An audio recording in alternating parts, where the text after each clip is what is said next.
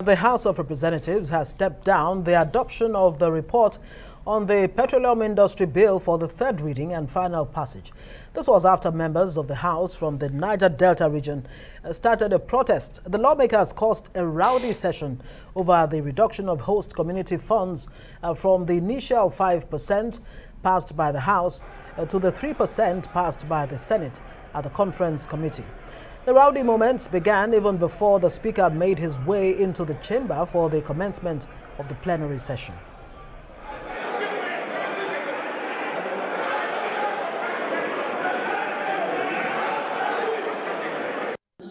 Must humbly apply for the bill to be stepped down.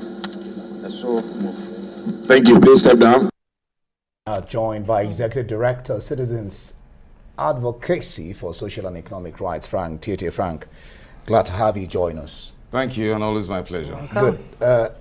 Now the number in dispute, 3% or 5%, is the OPEX. By OPEX, I mean operating cost Expenses of the oil companies that are to contribute to a trust fund created for the communities. Now the talk is this will enable investors to come in, not repel investors. What's your sense? I think we are totally missing the whole point. We have a PIB that's been filibustered for over 20 years, and which is supposed to address the imbalances and inequities in the oil exploration sector as it affects the interest of host communities. For 20 whole years, they couldn't come up with a bill, with a law, because it has to do with the people that are oppressed, the people of the Niger Delta who actually feed the country as it is. It is not about 3% or 5%. It's about the fact that we had operated a system in this country where derivation from resources in regions had 50%.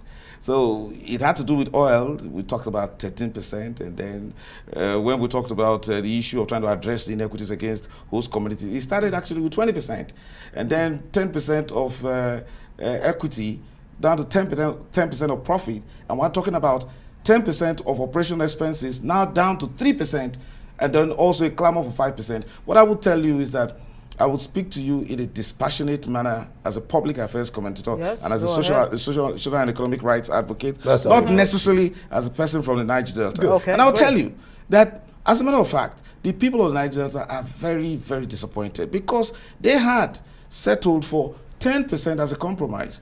You know, you need to you look at that 10% from the background of the fact that the people of Niger Delta believe that they are the ones holding Nigeria together, and they so believe, people like me, believe in the national, in the unity of this country and the nationalistic approach to things in this country. Well, there are other regions that believe the same. No, but it's different. If other regions were the ones providing the 90% of the revenue of this country, would they be as tolerant as people of the Niger Delta? You don't. That's speculative. No, certainly not. Very speculative. Yeah, let's talk about the argument being put forward by those who say, look, why not 3%? That after all, there are many interventionist agencies that have been, yes, put in place to solve the Niger Delta problem. Is it the NDDC, the Petroleum Equalization the 13% Fund, the 13%, and all of that? And if you add this, which comes to about this 3%, about $500 million. We're talking about 60 years of oil exploration with all of the degradation that it has caused in the Niger Delta. But that cannot be compensated with all of these paltry sums that are associated with these interventionist agencies you're referring to. Why is it that 60 years after, we are still talking about multiplicity of various interventions? Because they are inadequate. We have a region that is devastated. We have a region that is currently having a sense of oppression, a sense of deprivation.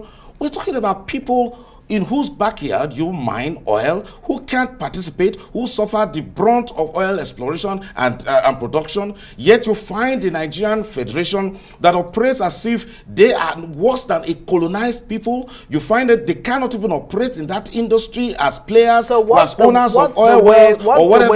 What's the way forward? Now that the Senate has passed the harmonized bill, the House of Assembly will most likely conclude tomorrow being Friday. What do you expect? What exactly is it that will please the Niger Delta, or that will please all sides involved? As a political watcher, someone close to the thought that is prevalent in the Niger Delta region, I can tell you that whatever comes out of the debate or the exercise in the petroleum industry bill will not satisfy the people of the Niger Delta, because in the first place, the prevarications and the dilly-dallying between 3 and 5% are unknown to them. Frank. They believe that it's a much of a compromise to start with 10%, Frank. and that what is happening now is a direct national provocation against the people of the Niger Delta. And as a political watcher, and I hate to talk about it it, provocation. because it will, Frank. because they have a history Frank. of militancy, of protestation, of saying that they are being oppressed, and they always react. Let's make some point here.